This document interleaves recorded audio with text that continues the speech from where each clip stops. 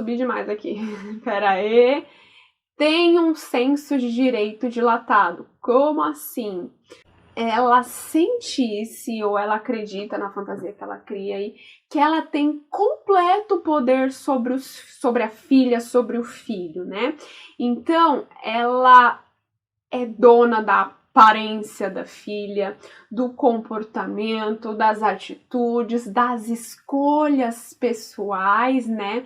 Então ela tem o hábito de rejeitar a sua própria identidade, porque ela quer que você seja o que ela criou aqui na mente dela. Então, na mente dela, ela criou uma fantasia sobre você, né? E ela te considera como uma extensão dela. Então, ela quer a todo custo que você se encaixe nesse perfil que ela criou. Então ela vai rejeitar aí qualquer tipo de direito seu ou de reconhecimento de quem você é. Né? Ela quer que você seja o que ela criou para você ser, tá? Então ela não vai respeitar, ó, sua identidade, individualidade, autonomia, né? Isso tudo é descartável para ela, não interessa, né? É como se não tivesse valor algum. E aí, se você não tiver essa reflexão, você acaba entrando no jogo dela, e a gente entra muitas vezes porque a gente não tem consciência do problema, da questão, e acaba seguindo o caminho que a sua mãe narcisista quer que você siga.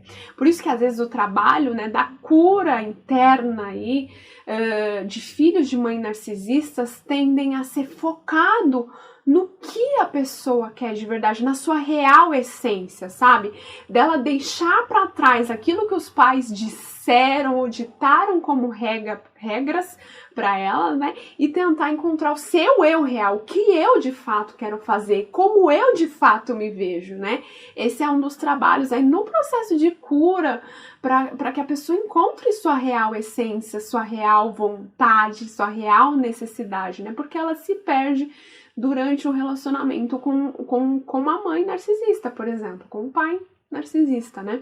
Porque eles anulam isso em você, né? Eles apagam isso completamente de você.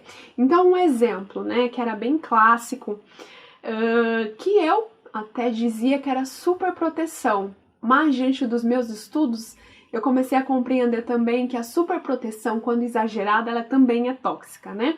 Então, exemplo, lembra que eu falei, respondendo aí as perguntas da audiência, onde me questionaram se existia o narcisismo saudável, e aí eu falei que existem níveis, que todos nós temos traços, né?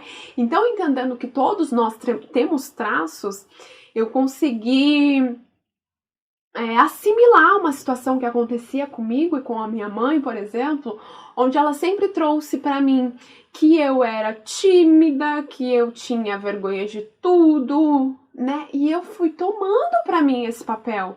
Era uma figura que ela criou para mim, para que eu vivesse atrás dela, né, no sentido de, eu tenho vergonha, minha mãe precisa se posicionar por mim.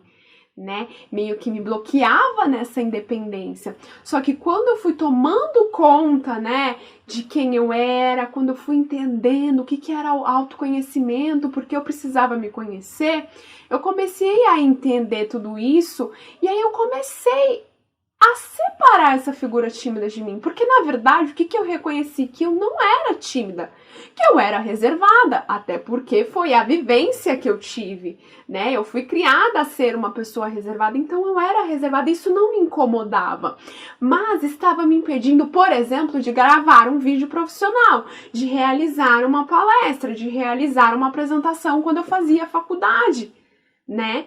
E aí eu comecei a trabalhar isso de, peraí, eu sou uma pessoa tímida ou eu sou o que disseram que eu sou?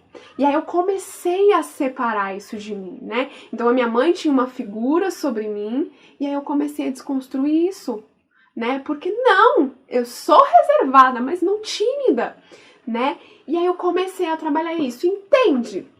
Você precisa começar a separar o que é da sua mãe, o que é do seu pai e o que é realmente seu. Né? Só que o que? Num relacionamento com pais narcisistas, né, com uma mãe narcisista patológica, ela vai tentar a todo custo impedir esse processo de independência seu. Porque você, pra ela, né, o modo de ver dela, as fantasias que ela cria sobre você, é extensão da figura dela. Então você precisa corresponder ao que ela quer.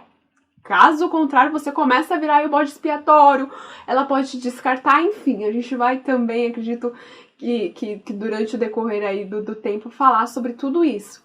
Entende? Então, até mais. Tchau, tchau.